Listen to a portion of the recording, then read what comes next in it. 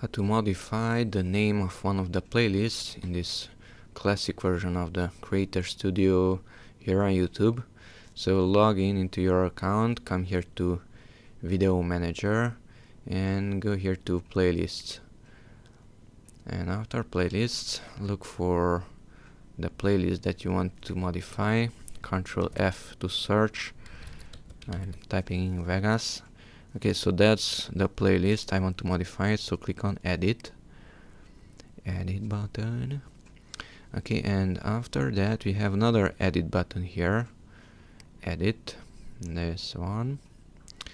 Okay, and here's the title itself. Click on the pen in the upper right corner and do the modification that you want. Let's say those things, and press enter.